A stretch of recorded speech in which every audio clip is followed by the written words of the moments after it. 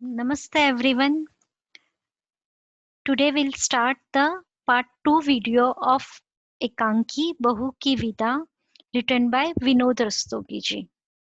हमने अपनी previous video में देखा था कि जीवनलाल और राजेश्वरी, उनका बेटा है रमेश, रमेश की पत्नी है कमला और कमला का भाई है प्रमोद।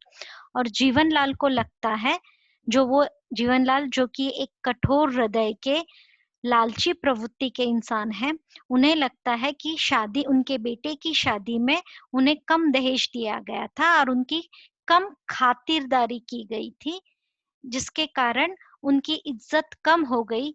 और अब उन्हें उस घाव को भरने के लिए एक मरहम की जरूरत है, मतलब कि उन्हें और दहेज चाहिए।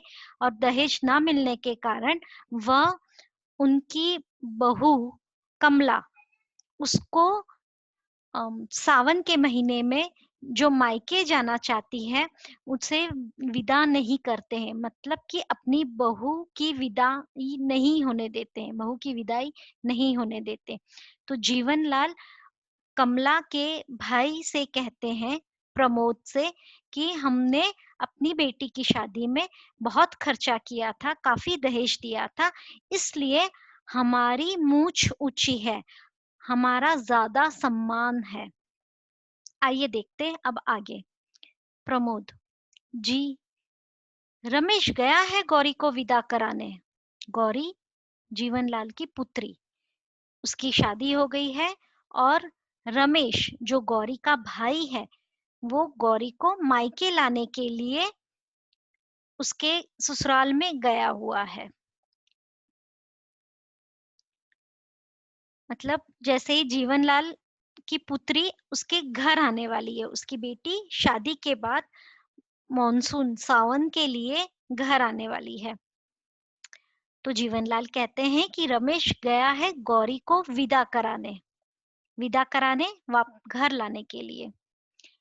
कलाई पर बंधी घड़ी देखकर, रिस्ट वॉच को देखते हुए, कुछ देर में उसे लेकर आता ही होगा। मेरी बेटी पहला सावन यहाँ बिताएगी। वो बहुत फक्र से कह रहा है कि मेरी बेटी तो अपना सावन अपने घर पे बिताएगी। तुम्हारी बहन के सपने कभी पूरे नहीं होंगे और उसके सपनों के खून का दाग तुम्हारे हाथों और तुम्हारी माँ के आंचल पर होगा, समझे। जीवनलाल बहुत कठोर है। वो कह रहे हैं मेरी बेटी तो पहला सावन अपने मायके पे बिताएगी, अपनी माँ के पास, अपनी सखी सहेलियों के साथ। पर तुम्हारी बहन ने जो सपने देखे थे मायके जाने के, उन सपनों के खून के दाग, मतलब उन सपनों का टूटना, उसका जो सपने, उसके जो ड्रीम्स है वो जो कंप्लीट नहीं हो रहे हैं, और उसके कारण हु इज द रिस्पॉन्सिबल? तुम और तुम्हारी माँ, वो रिस्पॉन्सिबल है कि तुम्हारी बेटी आज तुम्हारे घर नहीं जा पा रही। प्रमोद व्यंग्य से मतलब थोड़ा हंसते हुए, जो हमारी बहन है क्या वह आपकी कोई नहीं है? हल्का सा टॉन्ट मार रहे हैं प्रमोद कि हमारी बहन क्या आपकी कोई नहीं लगती। जीवनलाल, बेटी और बहू को एक ही तराजू पर तोलना चाहते हो? बेटी बेटी है और बहू बहू। यहाँ से हमें समझ में आ रहा है कि जीवनलाल कैसे इंसान है, जो बेटी और बहू में भेदभाव करते हैं, फर्क करते हैं।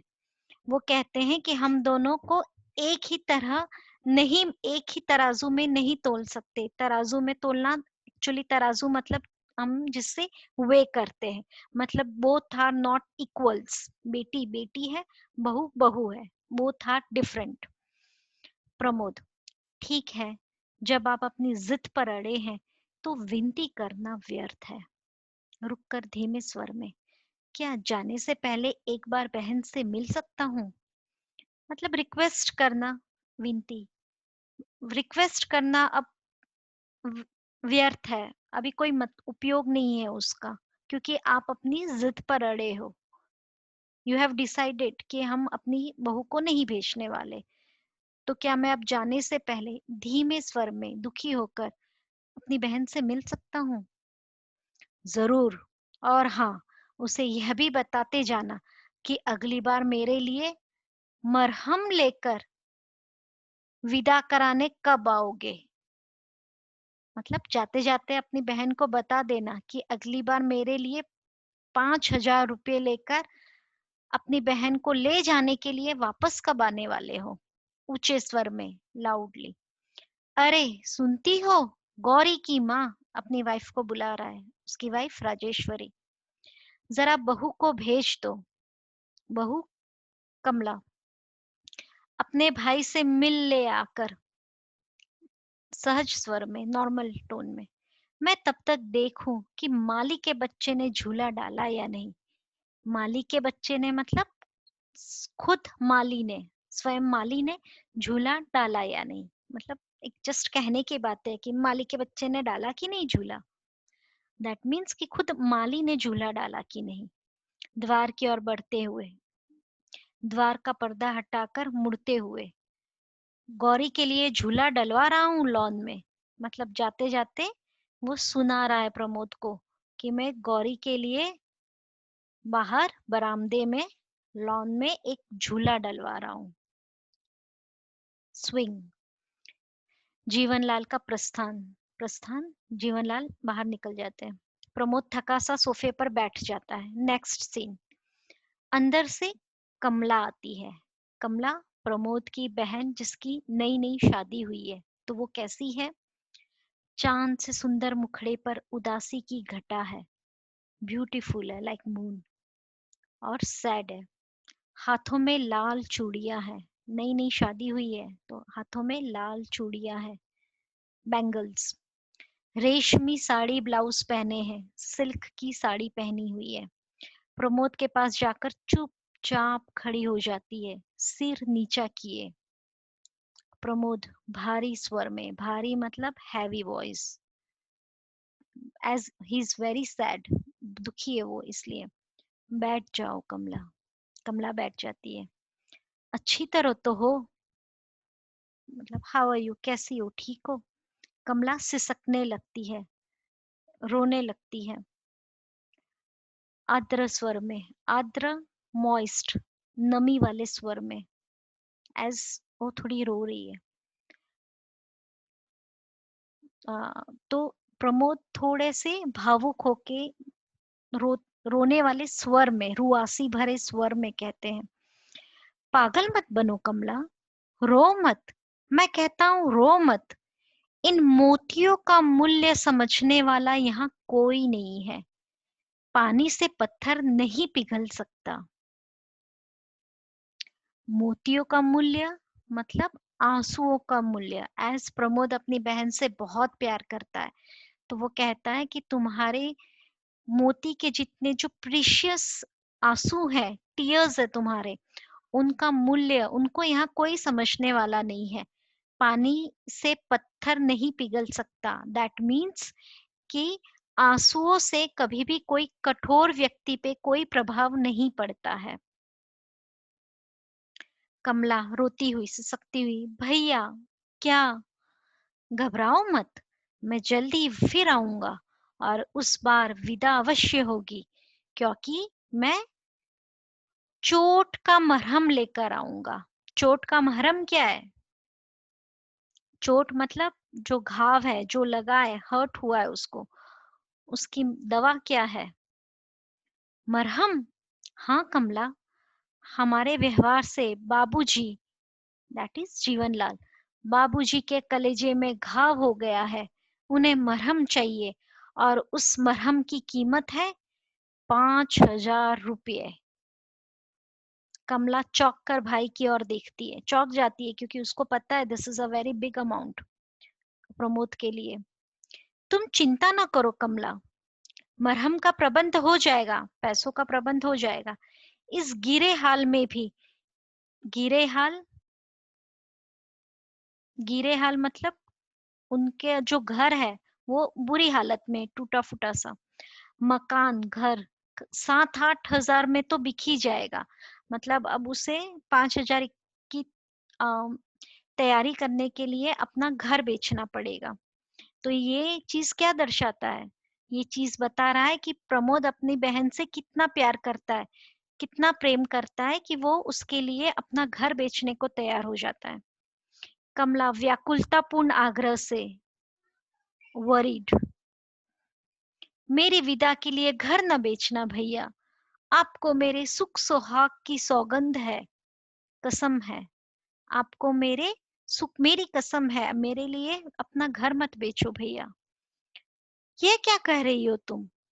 क्या तुम नहीं चाहती कि पहला सावन सखी सहेलियों के साथ माँ के घर बिताओ? तो प्रमोद कह रहा है कि क्या तुझे नहीं लगता कि तुझे मायके आना है? किस लड़की की यह कामना नहीं होगी भैया, लेकिन लेकिन उस कामना की पूर्ति के लिए इतनी बड़ी कीमत चुकाना कहाँ तक ठीक है? साल 2 साल में विमला का ब्याह भी आपको करना है। आवेश में आकर तो कमला कह रही है कि कामना की पूर्ति मतलब कि किसी की इच्छा को कंप्लीट करने के लिए क्या हम इतनी बड़ी कीमत, इतना बड़ा प्राइस दे सकते हैं? क्योंकि हमारा घर बिक जाएगा। तो और 1-2 साल में हमको विमला, तो आई थिंक वो कमला की छोटी बहन है विमला, उसका भी ब्याह, शादी, उसकी भी तो शादी आपको करनी है। मतलब किसी और की इच्छा के लिए क्या हमको इतनी बड़ी कीमत चुकानी चाहिए? और इस लाइन का मतलब है किस लड़की की यह कामना नहीं होगी? कामना मतलब हर लड़की की ये इच्छा होती है कि वो अपने मायके जाए। पर क्या किसी की इच्छा की पूर्ति के लिए, उसको कंप्लीट करने के लिए क्या हमें इतना पैसा देना चाहिए? हम 2 साल में छोटी बहन की भी तो शादी है। प्रमोद, लेकिन तुम, मेरी चिंता आप न करें। सच, विदा ना होने से मुझे ज़रा भी दुःख ना होगा। वो अपने भैया को समझा रही है कि मेरे लिए चिंता मत करो, मैं सैड नहीं होंगी, मैं दुखी नहीं होंगी कि मैं घर नहीं आ पा रही हूँ। कमला, गौरी आ रही है, कमला कह रही है, गौरी आ रही है, बहुत अच्छा स्वभाव है उसका, हर समय हंसती हंसाती ही रहती है, उसके साथ रहकर मुझे सखी सहेलियों की कमी बिल्कुल नहीं अखरेगी, आप विश्वास करें। मतलब कि गौरी उसकी हस्बैंड की सिस्टर, वो आ रही है, तो वो बहुत हंसमुख है, तो उसके रहने से मुझे अपनी फ्रेंड्स की कमी महसूस नहीं होगी, मैं अपनी फ्रेंड्स को मिस नहीं करूंगी, मतलब मुझे थोड़ा अच्छा लगेगा यहाँ पे फिर। प्लीज आप मेरे लिए कोई चिंता मत करो।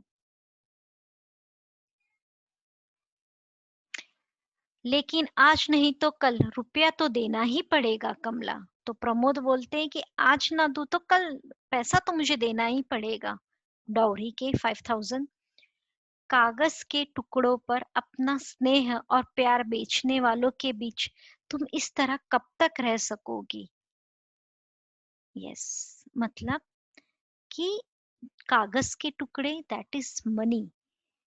जो लोग पैसा देखकर अपना प्यार, वार्मथ, रिस्पेक्ट, स्नेह और प्यार खरीदते और बेचते हैं, मतलब मैंने पैसे नहीं दिए तो उन उनके मन में तुम्हारे लिए प्यार कम हो गया, ऐसे लोगों के बीच में तुम कब तक रह पाओगी?